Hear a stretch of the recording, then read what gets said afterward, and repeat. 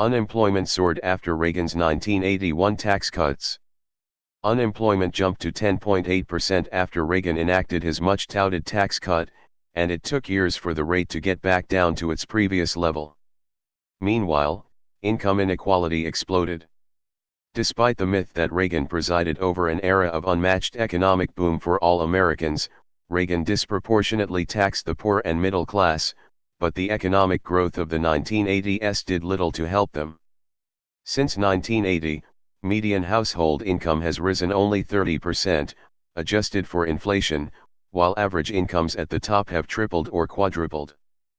But I remember the story of a fellow who was running for office as a Republican, and he was in a rural area and that wasn't known to be Republican, and he stopped by a farm to do some campaigning.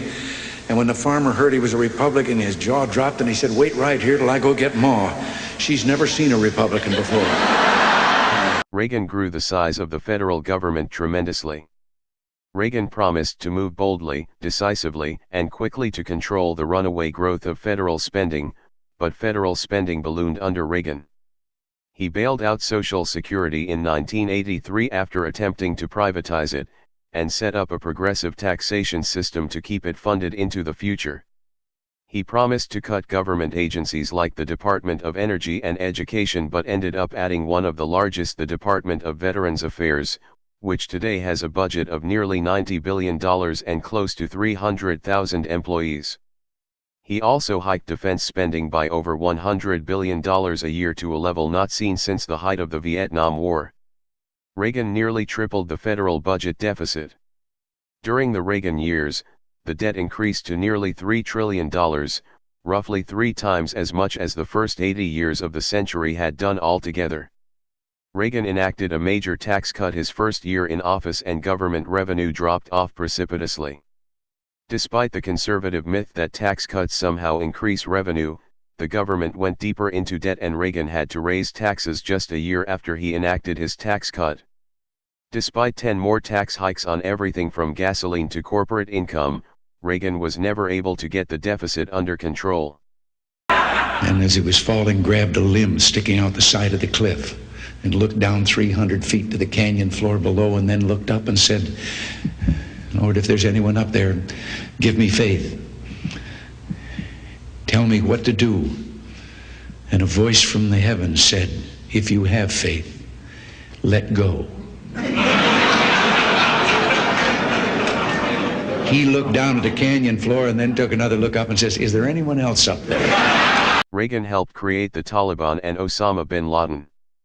Reagan fought a proxy war with the Soviet Union by training, arming, equipping, and funding Islamist Mujahideen fighters in Afghanistan. Reagan funneled billions of dollars, along with top-secret intelligence and sophisticated weaponry, to these fighters through the Pakistani intelligence service.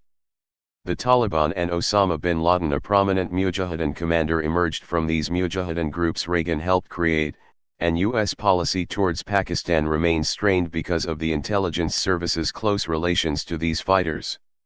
In fact, Reagan's decision to continue the proxy war after the Soviets were willing to retreat played a direct role in bin Laden's ascendancy. Reagan illegally funneled weapons to Iran. Reagan and other senior U.S. officials secretly sold arms to officials in Iran, which was subject to an arms embargo at the time, in exchange for American hostages. Some funds from the illegal arms sales also went to fund anti-communist rebels in Nicaragua, something Congress had already prohibited the administration from doing. When the deals went public, the Iran-Contra affair, as it came to be known, was an enormous political scandal that forced several senior administration officials to resign. He counted on America to be passive. He counted wrong. I warned that there should be no place on earth where terrorists can rest and train and practice their deadly skills. I meant it. I said that we would act with others if possible, and alone if necessary, to ensure that terrorists have no sanctuary anywhere. Tonight, we have. Thank you, and God bless you.